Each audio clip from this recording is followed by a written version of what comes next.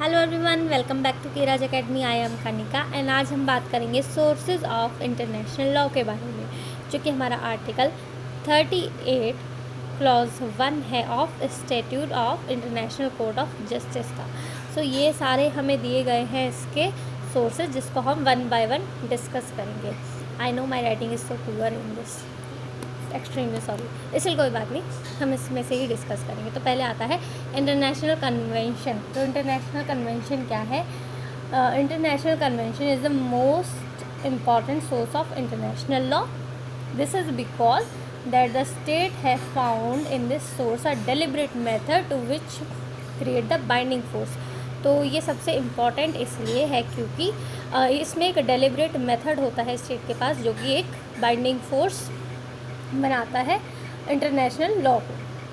A convention may be general either because of number of parties to it और because of characters of its consent. तो जो convention है वो general भी हो सकती है और वो पर्टिकुलर भी हो सकती है. जनरल इसलिए उसके नंबर ऑफ पार्टीज़ की वजह से और द नंबर ऑफ कंसेंट्स की वजह से, और पर्टिकुलर इसलिए particular number of parties and the limited character of the subject matter, इस वजह से.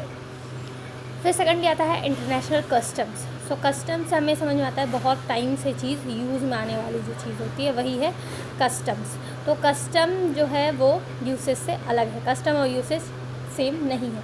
Usage in fact the earlier stage of custom, जो मतलब पहले यूसेज था वो बाद में कस्टम होगा. जो कस्टम है वो पहले कभी यूसेज रहा होगा, राइट. अब इसका एक एग्जांपल लेते हैं. कस्टम जैसे कि जो डिप्लोमेटिक एजेंट्स होते हैं उनको जो सिक्योरिटी प्रोवाइड कराई जाती है वो एक कस्टम है, क्योंकि काफ़ी टाइम से वो मेथड यूज़ में भी आ रहा है और सभी जगह वो सेम भी है, राइट. फिर इसके बाद आते हैं general principle of law recognized by civilized nations. It has become the important source. It constitutes an important landmark in the history of national law. This source help international law to adopt in accordance with the changing times and circumstances. तो जो general principle है वो change होता रहता है according to need change, मतलब जैसे जैसे टाइम बदल रहा है वैसे वैसे जनरल प्रिंसिपल इसको हेल्प करता है अडाप्ट करने में. फिर आता है decision of judicial arbitral tribunals and जब ज्यूरिस्टिक वर्क मीन्स हमारा डॉक्ट्रिन ऑफ प्रेसिडेंट जो हमारे इंडियन कॉन्स्टिट्यूशन में दिया गया है. तो जो ये है ये बाइंडिंग नहीं है. इसका जो आर्टिकल 59 है, आर्टिकल 59 किसका? Statute of international court of justice का. वो ये बताता है कि ये बाइंडिंग फोर्स नहीं है. हाँ, हम इसे यूज़ ज़रूर कर सकते हैं, इसको ये यूज़ में आता ज़रूर है, बट बाइंडिंग नहीं है, राइट. फिर आता है decision determination of organs of international institute. उनके जो कुछ डिसीजन है, डिटर्मिनेशन है किसके? ऑर्गन्स ऑफ इंटरनेशनल इंस्टीट्यूट के.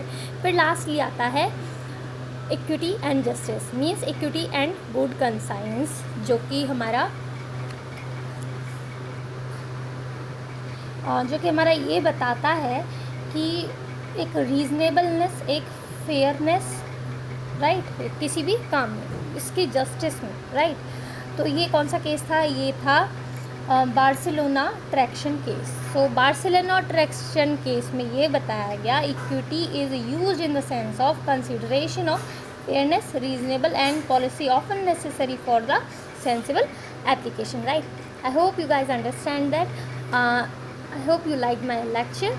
Like, share and subscribe my channel. अगर पसंद आया हो तो, ना पसंद आया हो तो अनलाइक करें, और इसके बाद जो रैंडम वीडियो आए आप उसे देख सकते हैं. Bye bye.